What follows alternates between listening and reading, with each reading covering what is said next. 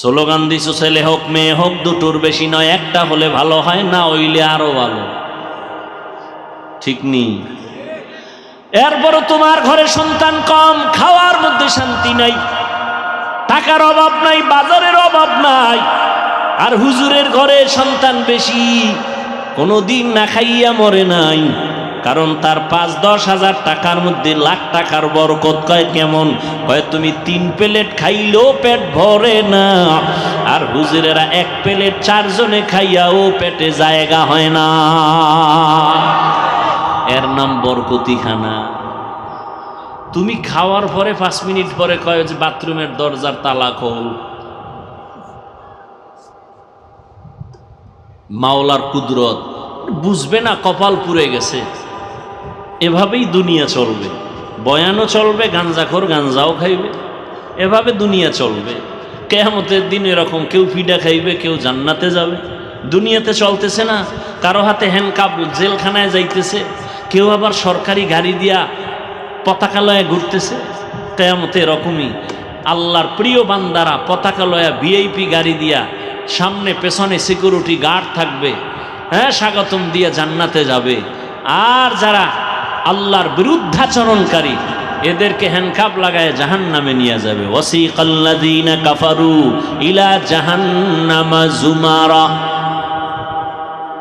এজন্য আল্লাহ বলেন, মুমিনদের বলছি সাহায্য চাইও। সাহায্য তো ওই ব্যক্তি চাইবে যে একা একা চলতে পারে না, সে তো আরেকজনের সাহায্য চাইবে। আমাদেরকে আল্লাহ কেন বললেন? কয় তোরাও চলতে পারবি না। কয় কেন? কয় আমি হাফিজুর রহমান, যতই বয়ান করি, যতই সম্মান হোক, আমার একটা ড্রাইভার টাইনা নিয়ে আসলে আমি আসতে পারতাম। কথা কয় না? আমি যতই বাহাদুরি করি, পকেটে টাকা ভরা, গরিব মাছওয়ালার কাছে যদি আমি না যাই, টাকা না দেই, মাছ পাবো না, মাছ খাবো না, তাহলে আমি গরিবের কাছে ধরা না? সাগরে যদি গরিবরা না যায়, মাছ না ধরে, কোনো বড় লোকের জিহ্বায় ইলিশের তেল যাবে? কোনোদিন সম্ভব? বড় লোক কোনোদিন মাছ ধরতে পারবে? ও সামনে ১ কিলোমিটার হাঁটতে পারে না, কাইতেই ঘুরে যায়। তাহলে আমরা সব দিক থেকে অভাবী। আমরা অভাবী কারণ আমরা বড় দুর্বল। আল্লাহ পাক কোরআনে বলেন, ওয়া খুলিকাল ইনসানু যায়ীফা। আমি মানুষকে বড় দুর্বল করে বানাইছি। মানুষের মতো দুর্বল কোনো প্রাণী আল্লাহ বানান নাই। পিপিলিকার কাছেও মানুষ দুর্বল, মশার কাছেও মানুষ দুর্বল। দুর্বল নি? এমপি সাহেব সংসদ ভবনে ঢুকে, র্যাব যারা প্রশাসনেরা একটু চেক করে, কার্ড আছে নি? মশা ঢুকলে চেক করার উপায় আছে কারো? র্যাবে যদি ঢুকলে কেন টের পাবি সিভাই ঢুকলে? আজকে মশার পাওয়ার কত? কোটি কোটি মানুষের পেটে ভাত দেয় মশায়। কে দেয়? কত পাওয়ার এই মশা! নমরুদ্দারে সাইজ কিরেলের জায়গা, মাথার ভিতরে ঢুকে হ্যাঁ খালি ফাঁকে একটা মিস কল মারে। নমরুদ্দার চান্দি গরম, কত কবিরাজ ডাক্তার ঔষধ কোনো কাম হয় না। হঠাৎ করে জুতা মোবারকের সাথে মোলাকাত, আস্তে চান্দি ঠান্ডা। নমরুদ্দা কয় জুতার ভিতরে আমার মাথার ঔষধ আছে, তো আমি জানি না, আমার এমন চান কপাল, জুতার বাড়ি মার। কেমন চান কপাল, জুতার বাড়ি মারলেই মাথা ঠান্ডা। মারবে কে? আকামটা কে করবো? কয় কর্মচারী ল, বেতন দিব। কর্মচারী লইছে বেতন দিয়ে, কয় জুতার বাড়ি যত জোরে দিবি বেতন তত বেশি দিবি। এটা কপাল লাগে, এই জুতা খাইতে কপাল লাগে। আল্লাহ যুগে যুগে কিছু মানুষের জুতা খাওয়ায়, ঠিক নেই? না আমেরিকার বুশে খাইছে না? সাংবাদিকরা জিজ্ঞাসা করে জুতা খাওয়ার পরে কাইফা হাল, আপনার অবস্থা কি? কয় ডোন্ট মাইন্ড, এটা আমার গণতান্ত্রিক অধিকার। কেতনা বড় বেহায়া যে জুতা খাইয়াও খায়, আমি কিছু মনেই করি নাই। একটা মশার কারণে কোটি মানুষের পেটে ভাত যাইতেছে নাকি? মশা আছে তো মশারির ফ্যাক্টরি আছে, কয়েলের ফ্যাক্টরি আছে, স্প্রের ফ্যাক্টরি আছে, হাজার শ্রমিকরা কাজ করে ভাত খায় মশাকে কেন্দ্র করে, ঠিক নি? এবার বুঝো মশার পাওয়ার কেমন। মশায় যদি হরতাল দেয় ঘুমানো যাবে? এসি মশারি বের করছে কোম্পানি, এসি মশারি, এরপরে স্প্রে, এরপরে বিদ্যুতের মেশিন, ধামাদাম বাড়ি খাইব, কোনো কামই হয় না। কয়েল, মানুষ মরে, মশা মরে না। এসি মশারি টানাইয়া চোখ বন্ধ করে, বাতি বন্ধ করে, নাকে টান দিবে দিবে ভাব, হঠাৎ করে মশার গানের আওয়াজ কানের সামনে, মাথা গরম হয়ে গেল, মশা ঢুকলো কইতন, এত ছিদ্র ছোট। আল্লাহ কয় তাকাইয়া দেখ, ছোট ছোট মশারির ছিদ্র দিয়া মশা ঢুকলো, তুই অচেতন ঘুমের মধ্যে পড়ে আছো। কানের ছিদ্র মশারির ছিদ্র থেকে অনেক বড়, নাকের ছিদ্র বড়। মশারির ছোট্ট ছিদ্র দিয়া মশা ঢুকছে, কিন্তু তোর বড় কানের সামনে, ছিদ্রের সামনে গান গায়ে, ভিতরে ঢুকে না। দেখছো নি, তোর আব্বায় পাহারা দেয়। ও বান্দা, জানো না সারাদিন তুই ব্যবসা করেছো, চাকরি করেছো, রাতের বেলা আমি দিছি তুই একটু আরামে ঘুমাবি, আমি আল্লাহ ফেরেশতারে পাহারাদার বানায় দিলাম, আমার বান্দা আরামে ঘুমাবে, যেন কোনো কষ্ট না হয়। আর সে নিমক হারাম মানুষ, মোবাইল নিয়ে কবিরা গুনাহ করে সারা রাত শেষ, বাহাদুরি করে মোবাইল চালায়, সারা রাত কবিরা গুনাহ করলি, মোবাইলটা চালায় চালায় রাতের ঘুম নষ্ট করলি, পরকালের ফিডার কথা পরে ভাব।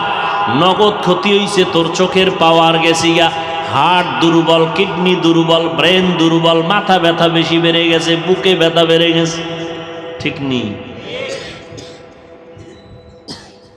এইরকম মানুষ খারাপ হইতে পারে যে নিজের ক্ষতি নিজে করে তাকাইয়া। এই মোবাইলের কারণে হার্ট দুর্বল, কিডনি দুর্বল, মেধা দুর্বল, চরিত্র তো শেষ, আমল আখলাক শেষ, কিচ্ছু নেই, লেখাপড়া নাই, কিচ্ছু নেই, সব ধ্বংসের পথে। Mobile mobile mobile. আল্লাহ হেদায়াত দান করুন। আল্লাহ বলেন, আমি তোমাদের দুর্বল করে বানাইলাম। মেধার বেলায় তুমি দুর্বল, খানার বেলায় দুর্বল, ঘুমের বেলায় দুর্বল, চলার বেলায় দুর্বল, জ্ঞানের বেলায় তুমি দুর্বল। এক কথায় দুনিয়াতে মানুষের মতো দুর্বল কোনো প্রাণী আল্লাহ বানান নাই। আবার এই দুর্বল মানুষের মতো সম্মানিত মানুষ আল্লাহ কাউকে বানান নাই। দেখছেন নি, দুর্বলতার মধ্যেও শ্রেষ্ঠ দুর্বল, সম্মানেও কি শ্রেষ্ঠ। মানুষের সম্মান এত বেশি কেন? মেধা বেশি? না না, আমাদের মেধা, ইঞ্জিনিয়ার, কত বুয়েটের ইঞ্জিনিয়ার, এরপরও তার থিওরিতে ভুল। আর আল্লাহ কিছু ইঞ্জিনিয়ার পাঠাইছে লেখাপড়া ছাড়া, মৌমাছি। আমেরিকার মৌমাছি, বাংলাদেশের মৌমাছি বাসা বাঁধে, গাছের মধ্যে বাসা বাঁধায়, ডালার নিচে, উপরেও না, রশিও নাই। 20 কেজি মধু লইয়া ওরা ঘুমায়, বোতলগুলো খোলা, নিচের দিকে মধু ভরে না। ওদের বিল্ডিং এর রুমগুলো কত সুন্দর, ওদের বেডরুম আলাদা, ডাইনিং আলাদা, ড্রয়িং রুম আলাদা, বাথরুম আলাদা, মধু রাখার জায়গা আলাদা, কোন রুমের সাথে রুমের এক চুল পরিমাণ ব্যবধান নাই, সব সমান। 20 কেজি 30 কেজি মধু লইয়া থাকে, একটা বাসা পইরাও যায় না মধুর ভারে, বোতলের মুখগুলো খোলা, এক ফোঁটা মধু নিচে পড়ে না।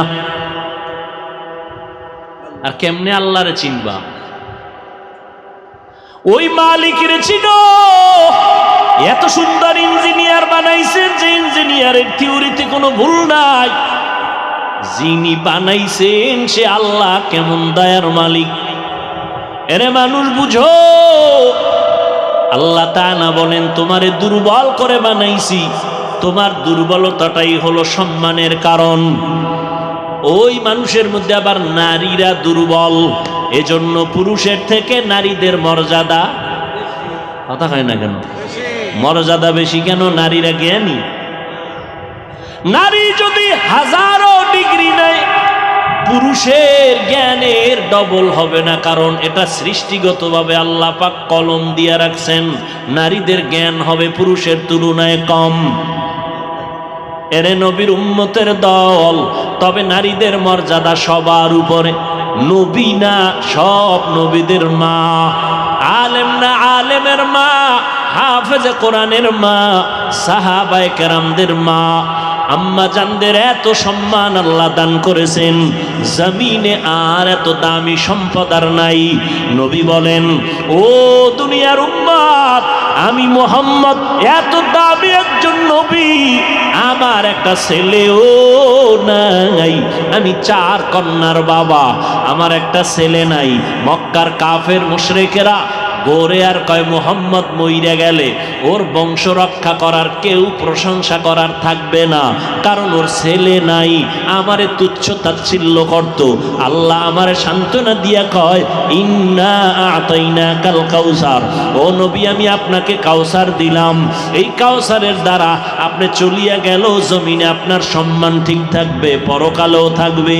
কাউসারের এক অর্থ হলো রুহানি উম্মতের দল। যদিও নবীর কলিজার ছেলে নাই, কিন্তু নবীর কলিজার আশেক আছে। এই জমিনে নবীর বিরুদ্ধে কথা বললে হাজারো কোটি যুবক তাজা রক্ত ঢেলে দিবে আমার নবীর মোহাব্বতের জন্য। নবীর গুণগান চলতেছে সারা জিন্দেগি ভর। কত বিধর্মী পর্যন্ত নবীর আদর্শ দেখে 1500 বছর পরে কালেমা পরে মুসলমান হয়ে গেল। ও যুবক, মাইকেল জ্যাকসন নামের এক গানের শিল্পী একটা গান গাইলে $1 কোটি হাদিয়া পাইত।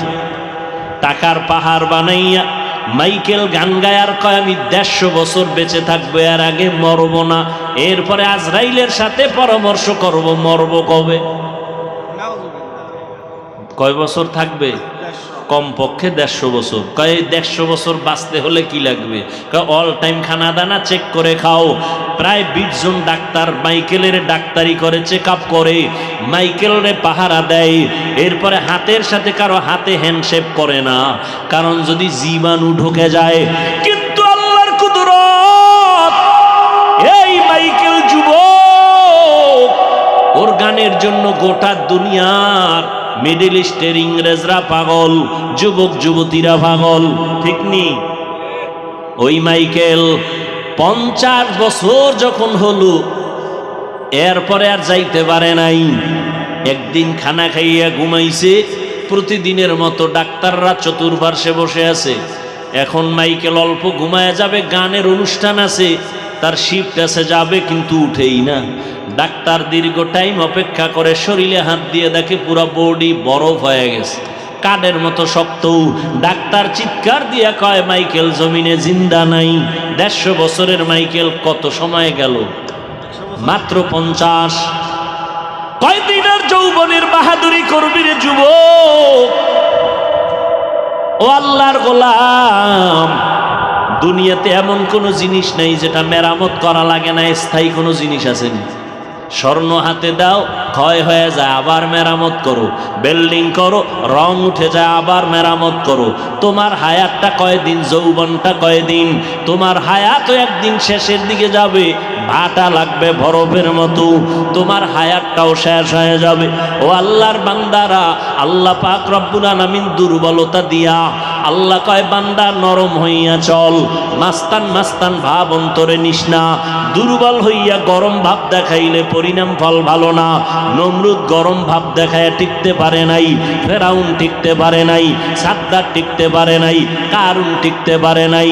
কোটি টাকার মালিক দেখো, অভাব হয় না দূর, গরিবে ঘুমায় আরাম করে, মনটা বাহাদুর। ফেরাউনের লাশটা দেখো মিশর জাদু ঘরে, খায় না মাটি পোকা মাছি, সবাই ঘৃণা করে। হৃদয়ে থাকিবে যার নম্রতা সাদা, রহমত আসিবে সেথা প্রভুর আদা। বড়র বড়াই থাকলে দিলে রহমত আসবে না, নিজেকে নিজে ছোট মনে করিও সাদা। অহংকারী ভাব অন্তরে নিও না, কারণ তুমি আমি দুর্বল। আমি যদিও বয়ান করতে পারি, একদিকের গুণ আছে, অন্য দিকের সব গুণ আমার দুর্বল। আমি মাছ কিনতে পারি না, ধরতে পারি না, আমি গাড়ি চালাইতে পারি না, আমি গরিবের কাছে দুর্বল। এতক্ষণ আলোচনার দ্বারা আমি বুঝাইতে চাই সাহায্য দরকার আসেনি, হ্যাঁ আছে, কারণ আমি মেধার বেলায় দুর্বল। আমি কোরআন শরীফ পড়তে জানি কিন্তু অর্থ জানি না।